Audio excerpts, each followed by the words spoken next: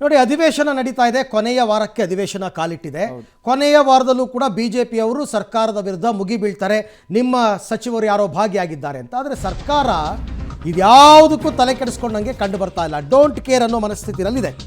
ಯಾಕೆ ಅಂತ ಹೇಳ್ತೀವಿ. ರನ್ಯಾ ಜೊತೆ ಇಬ್ಬರು ಸಚಿವರ ಸಂಪರ್ಕದ ಬಗ್ಗೆ ಬಿಜೆಪಿ ಏನೋ ಅಟ್ಯಾಕ್ ಮಾಡಿದೆ, ಇವತ್ತು ಏನೋ ಮಾಡ್ತಾರಂತೆ, ಮಾಡಿಕೊಳ್ಳಿ. ಸಚಿವರ ಲಿಂಕ್ ಬಗ್ಗೆ ಒಬ್ಬರ ನಂತರ ಒಬ್ಬರಂತೆ ಬಾಂಬ್ ಹಾಕ್ತಾ ಇದ್ದಾರೆ, ಹಾಕ್ಕೊಳ್ಳಿ. ಬಿಜೆಪಿ ನಾಯಕರ ಕೌಂಟರ್ಗೆ ಕಾಂಗ್ರೆಸ್ನವರದು ಕೂಲ್ ರಿಯಾಕ್ಷನ್. ಯಾಕೆ ಅಂದರೆ ಸಚಿವರ ಶಾಮೀಲು ಆರೋಪದ ಬಗ್ಗೆ ಸರ್ಕಾರ ತಲೆ ಕೆಡಿಸ್ಕೊಂಡಿಲ್ಲ.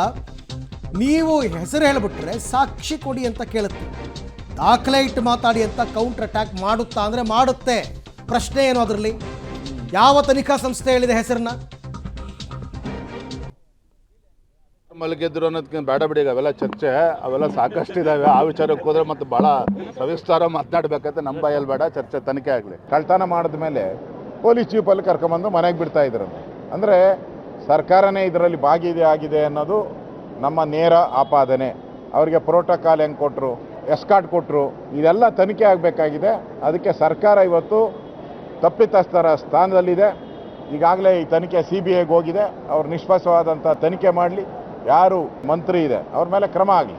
ಆರೋಪಿ ಬರುವಾಗ, ಆರೋಪಿ ಹೋಗುವಾಗ ಸ್ಟೇಟ್ ಪೊಲೀಸ್ ಪ್ರೋಟೋಕಾಲ್ ಇದೆ ಅನ್ನುವಂಥದ್ದು ಎಲ್ಲ ಪತ್ರಿಕೆಯಲ್ಲಿ, ಎಲ್ಲ ಟಿವಿಯಲ್ಲಿ ಬರ್ತಾಯಿದೆ, ಚಾನಲ್ಗಳಲ್ಲಿ.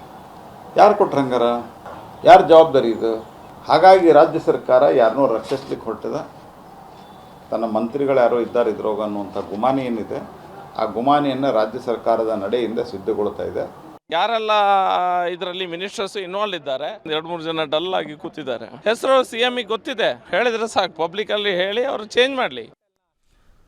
ಆಯಿತು, ಈಗ ಇವ್ರ ಪ್ರಕಾರ ಬಿಜೆಪಿಯವರು ಹೆಸರನ್ನ ಹೇಳಬೇಕು ಅಂತ ಹೇಳ್ಕೊಂಡಿದ್ದಾರೆ ಯತ್ನಾಳ್ ಅವರು. ಹೇಳಲಿ, ಅದರ ಮುಂದಿನ ಪರಿಣಾಮಗಳು ಏನಾಗುತ್ತೆ ಅಂತಕ್ಕಂಥದ್ದನ್ನು ನೋಡೋಣ. ಸರ್ಕಾರ ಯಾವ ಥರ ಉತ್ತರ ಕೊಡುತ್ತೆ ಅಂತ.